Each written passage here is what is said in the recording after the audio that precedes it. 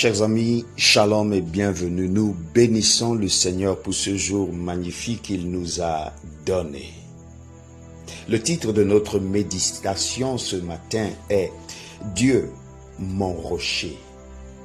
Dans le livre de 2 Samuel, chapitre 22, le verset 32, il est écrit « Car qui est Dieu, si ce n'est l'Éternel? Et qui est un rocher, si ce n'est notre Dieu ?» Le psalmiste ne pose pas ces questions comme s'il était trouvé devant un problème insoluble. Le psalmiste ne pose pas ces questions comme s'il s'était retrouvé devant un problème insurmontable. Devant les expériences merveilleuses qu'il avait faites, l'admiration et la louange débordent de son cœur.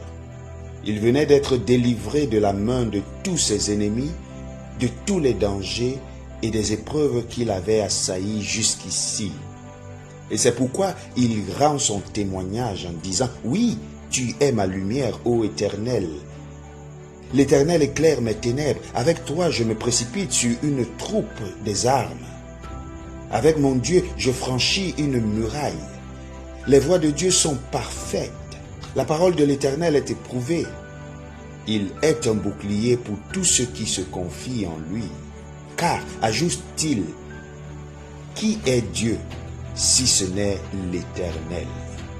Il a fait l'expérience pratique de toute puissance de Dieu. Il en a eu la démonstration dans ses dures épreuves. Il sait que le Créateur des cieux et de la terre est Dieu lui-même. Le Créateur à qui toutes choses sont possibles est aussi celui qui a fait les promesses. Et il est fidèle à tout ce qu'il a promis. En lui ne se trouve ni changement, ni ombre de variation. Qui est un rocher si ce n'est notre Dieu? Dans cette vie où tout change, où rien n'est immuable, voici celui sur qui nous nous reposons, sur qui notre maison est fondée, à l'abri duquel nous sommes à l'ombre au moment de la chaleur. C'est un rocher sur lequel est fondée l'Église de Dieu, contre laquelle les portes de l'enfer ne prévaudront point. C'est ce rocher de notre foi qui fut le sujet des constantes louanges de Moïse et des prophètes. Oui, si faible que soit la foi de son enfant, le Père Céleste a pleinement pourvu à tout ce qui concerne sa protection et sa persévérance.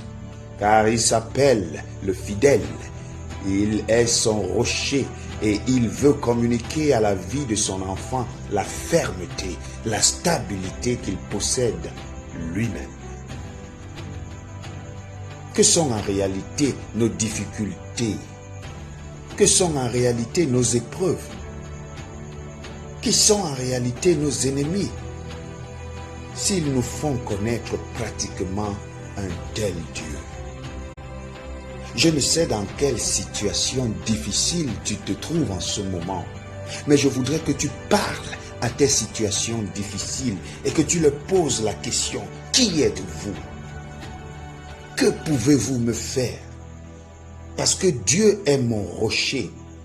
Il est l'Éternel des armées. C'est en lui que je mets ma confiance et je marche sous son aile.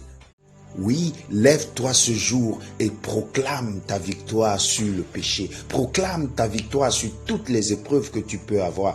Proclame ta victoire sur la maladie, car sur la croix de Golgotha, Jésus-Christ a payé le prix. Amen.